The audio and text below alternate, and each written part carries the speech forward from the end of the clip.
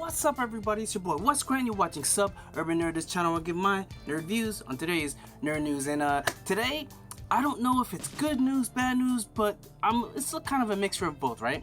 Now, the main thing we're going to be talking about is the whole Last of Us 2.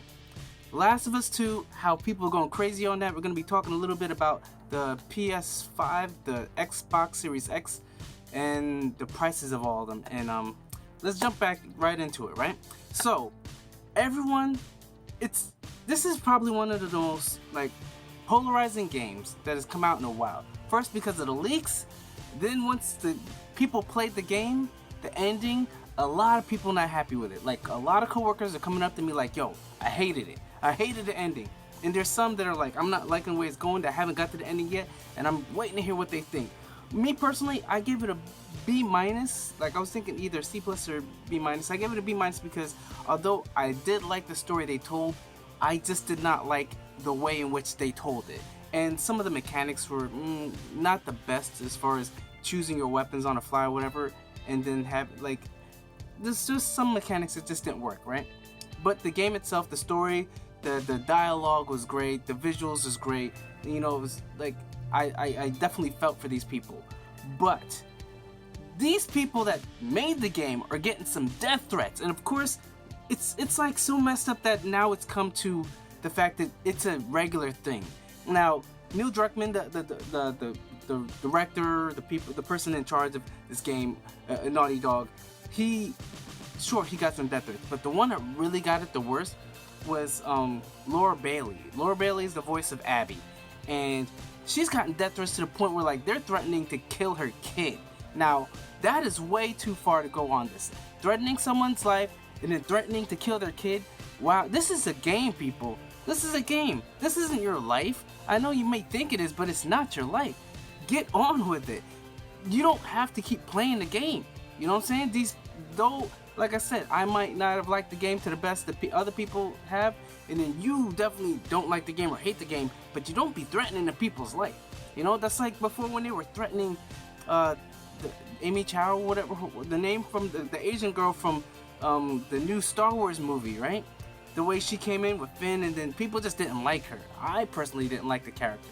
It wasn't that the actress that played it. I didn't like the way they wrote her. I didn't like the way they used her.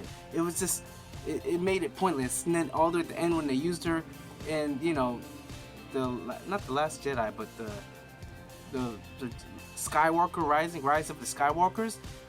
They just wrote her off. They definitely didn't use her. But the same thing, she dealt with a lot. She had to get off of social media. That's how bad these people are going after her. And same thing with this Laura Bailey. And Ashley Johnson came to her rescue and said yo, this is the way her performance really moved me and touched me. And so did everybody else. James Gunn. Everybody came to the defense of Laura Bailey, and I'm coming to the defense of her too.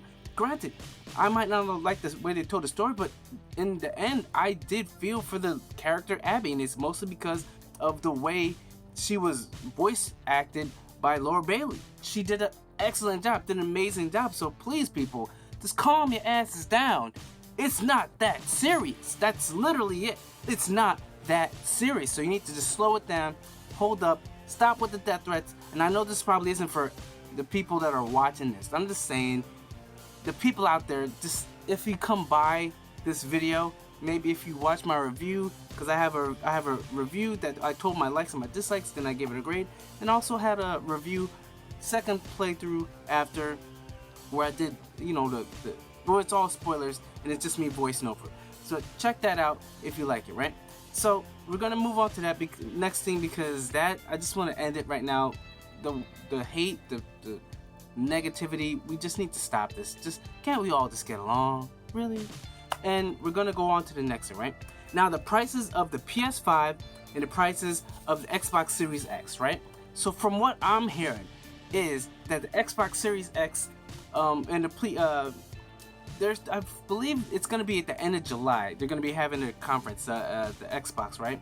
Where they're gonna be showing their first party games, right? Which is gonna get more people hyped because they really don't have much right now. You know, they got all third party and the backwards compatible, but as far as PS5, they're not beating it. PS5 is winning right now. They could still come back, but PS5, there's talks that the price is probably going to be around 500, and then for the Slim, for the one without the hard drive, it's going to, or the disk drive, it's going to be about 400 to 450. That's what people are thinking. Now, when it comes to the Xbox Series X, there's talks that this thing may come in at 400, and then the Xbox Series S will come up at 300, which I'm telling you, if it comes down that low, I'm sorry, I might have to get it. I might have to get it. They're gonna get me. They're gonna get me with that. Even though I'm a I'm a PlayStation person all the way. Got the PlayStation 3. Got the PlayStation 4 Pro. That's it. Like, I have not gotten an Xbox since the Xbox 360, and I only got that because I got gypped out of getting the PS3 while I waited in line. Then someone jumps at the last minute. They had shorter amounts than they had, that they said they did, and I missed it by one goddamn person. One goddamn person. The person that wasn't even in line that jumped in all the way at the end. That's the only reason I got into the Xbox. And I know I'm venting all my anger and rage from, like, I don't even know how long ago. But the Xbox may have me at $300. It may have me, that digital version, yo. Like, but from what I hear, it's not as strong. It might be weaker. So I don't know if what would be the point, if there's any exclusives to get to it. Like, I'm personally thinking about even waiting a full year to get the new consoles, because you know how it is. All these things happen, and then look at what happened with the PS4, right?